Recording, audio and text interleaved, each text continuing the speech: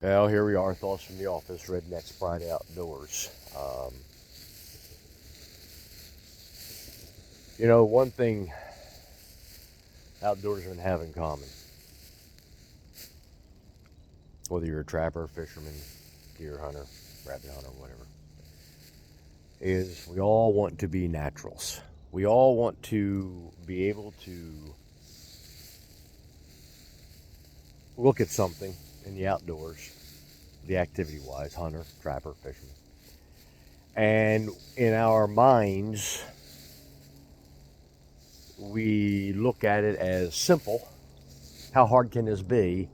And we're just going to be natural um, Jeremiah Johnsons.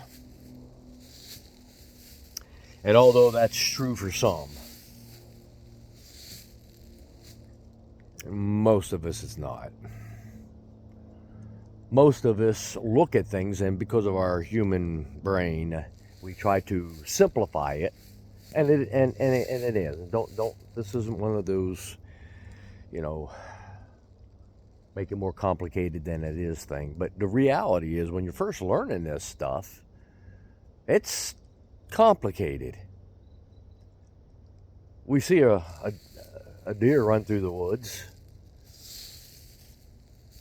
one time, and we make conclusions based on this is what all deer do.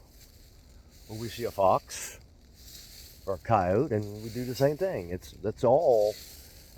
We look at it and say, well, that's what all coyotes do. All I got to do is just duplicate that scenario, time in and time out. And the truth of the matter is, it's not. There's so many different scenarios.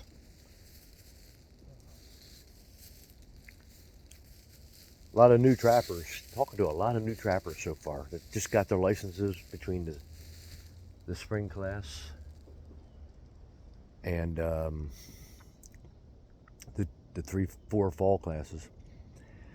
And they're all expecting, and don't take this wrong, because this is going to come out wrong, but don't take it wrong. They're all expecting to go out there and be, you know, Jedediah Smith and Hugh Glass, Tom Miranda, Mark Zaggart. And it's going to be hard to. You got to put your time in, my friend. You've got to get out in the woods, and you got to get your knees dirty, your hands dirty, and you've got to look at all the different scenarios. And in today's culture, what I notice, especially with the younger folks, is today's culture, we are so used to reading things,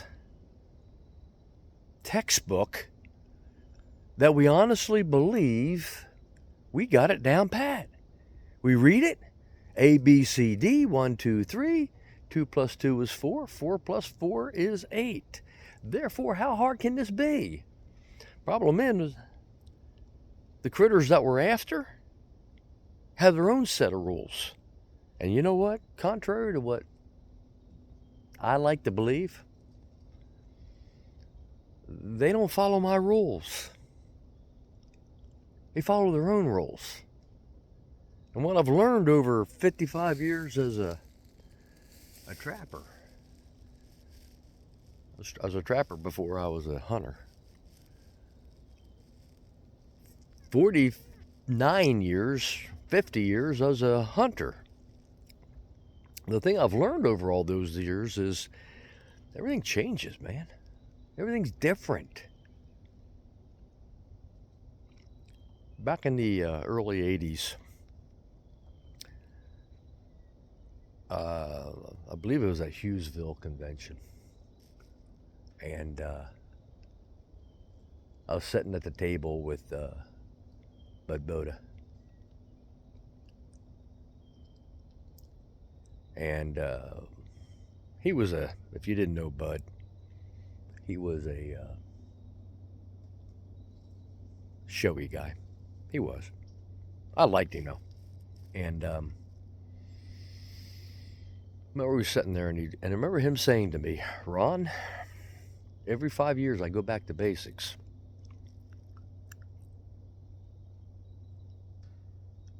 And I said, why? And he says, because every 5 years I notice animal change. And every 5 years I've noticed that I've picked up some bad habits that I've got to get rid of. So every 5 years I go back to basics. And I examine myself to see if I've picked up bad habits. And then I look at the animals because they change because of pressures or habitat or whatever.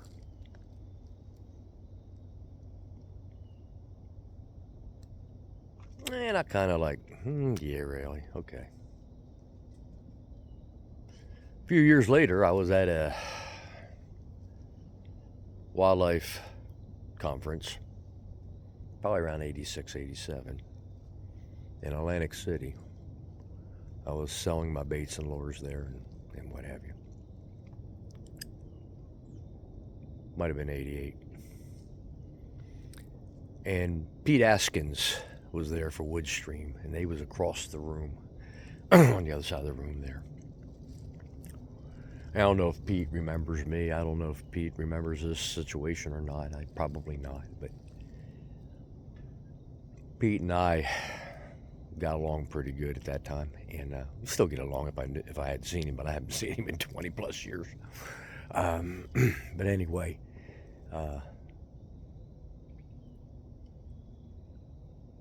every things got slow in the show. People was in seminars or whatever, and Pete would scoot over to my table, or I'd disappear. My wife would yell at me, "Where are you going? You're not going to go see Pete again, are you?" I said, "Yeah, But I remember having a problem with a fox. I don't remember what the problem was, but I was having a problem with it. And I remember saying to Pete at that point, "Pete, you got any advice for me? I don't know what I'm doing wrong." And I remember him looking at me and said, "Ron, I don't know what you're doing wrong, but I'll tell you one thing. If you go back to basics, you'll figure it out."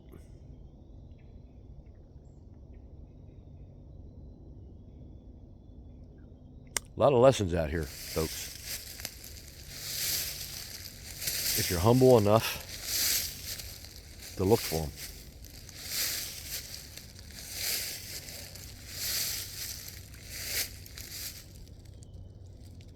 One of the things that I'm out here doing right this second is I'm walking up on a site that I'm getting ready to set up for raccoons. Why are you trapping raccoons, Jonesy, this year? There ain't no money in it. Yep, you're right, there ain't. To you, there ain't. To me, there's a lot. I'm getting a lot more per raccoon than you guys are. I'm not bragging. That's not between all the things that I'm doing. I'm getting more money per raccoon than $3, that's for certain. But most importantly, I need the glands. I've got 2 formulations that I will go through 5 to 8 gallons of raccoon glands. And I need them, and nobody's trapping raccoons, so I can't buy them. I've got to catch them myself this year. And one of the things I constantly say to the new trappers and old trappers, especially old trappers, and I learned this back in 35 years ago.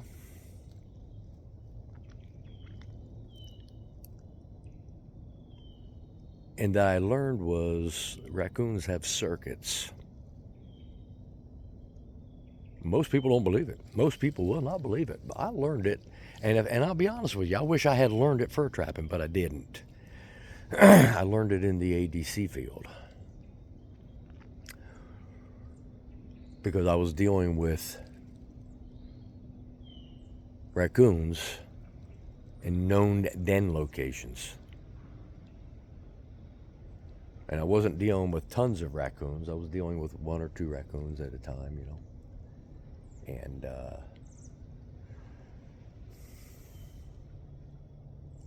I began to see this circuit, that I saw in my area. Now, every area is going to be different, but I learned to see in that circuit that for the most part, solitary females without young, were on a 5 to 8 day schedule circuit. Year-old and older boars seem to be on a 8 to 10 day circuit, and females with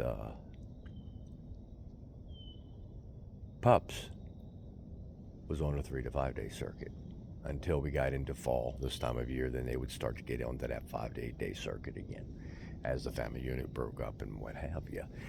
And that's something I learned from wildlife control, dealing with the individual animal, not out here as a fur trapper catching a bunch of them. And the only way you see it is you got to look for it. The only way you see it is you got to look for it. And then when you start looking for it, you see it. Now, if you got a large population of raccoons like Iowa, out in that corn belt, Ohio, Nebraska, like that, you don't see it. Why? You got so many stinking raccoons, and their individual circuits is overlapping each other because all the food sources are the same, all the travel routes are the same. That doesn't change. It's just when they're in that certain area. And I'm amazed because people say, oh, they're not on a circuit. I said, well, how often does the coyote come through? Oh, about every 5 to 15 days. Oh, okay, so the coyote's got circuit, yeah. How about foxes? Oh, about every 3 days. Okay, How about mink? Oh, about every 2 to 3 weeks. Okay, otter, about a week or so. But raccoons don't. So we're headstrong. We want to believe what we want to believe. I call it the Disneyland mindset. This is what I read. This is what I want to read. This is what I want to listen to. This is what I want to believe. Therefore, I'm going to do it whether it's right. I saw it one time, so therefore it is gospel.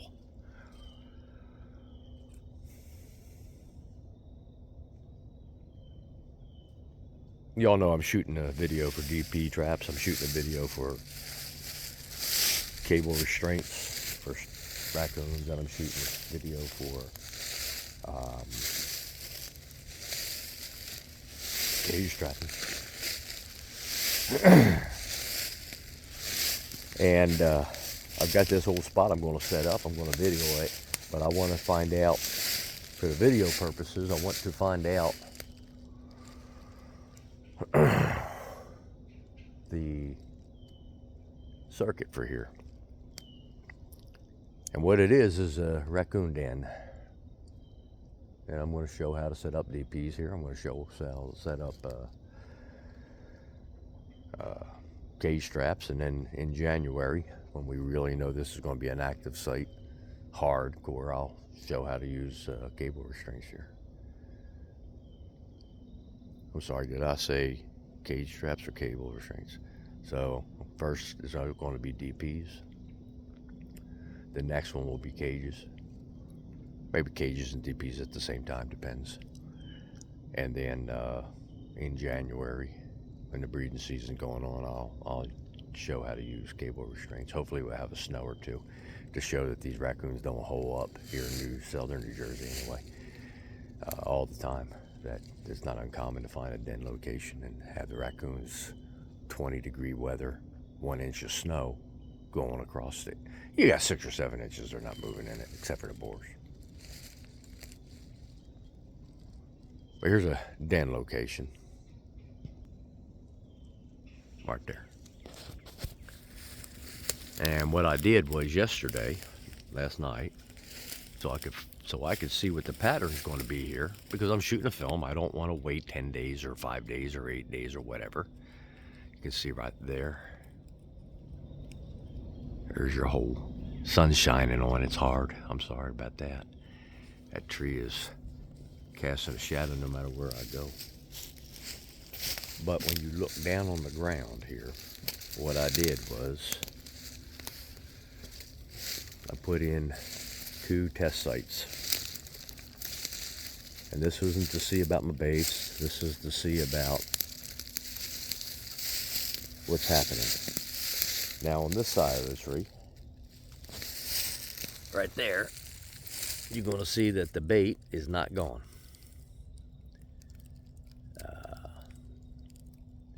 And when you look at it, here's where the trail is, where they're going up the tree to go right on up to that hole. So we see that this side right here, last night there was no activity. But I'll walk around over here.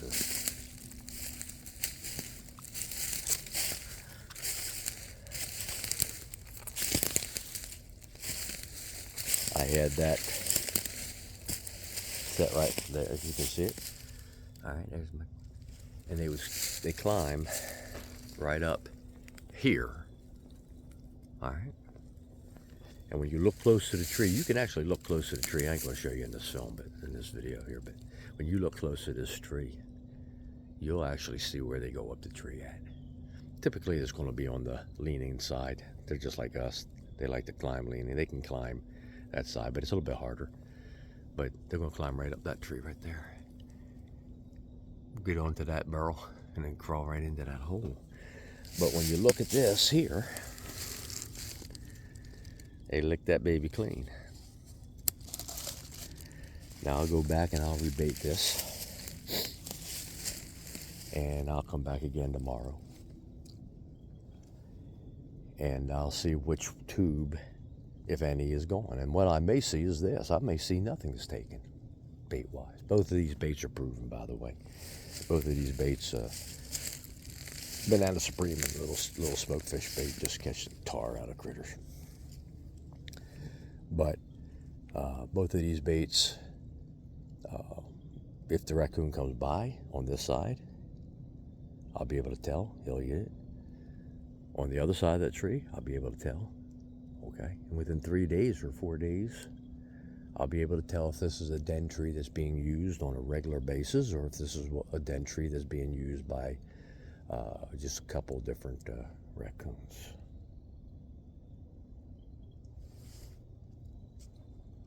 Like I said,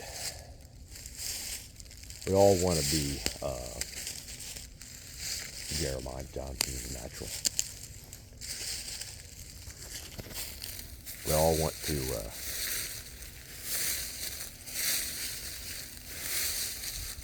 just be naturals.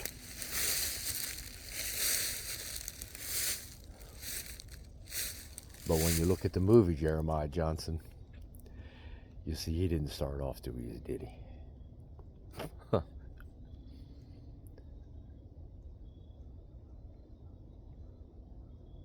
After 55 years of trapping, 50 years of hunting, this is the first thing I've known.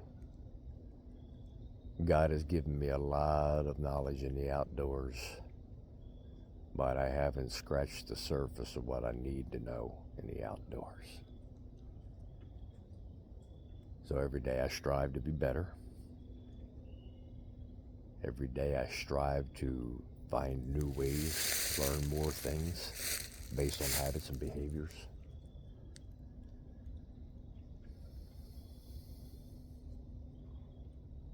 I don't set in and just say, this is what I do, therefore it is good.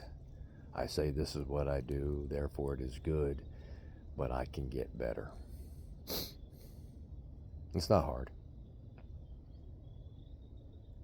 Well, I'll leave it there. True redneck fashion. Thoughts from the office, Redneck's Pride Outdoors.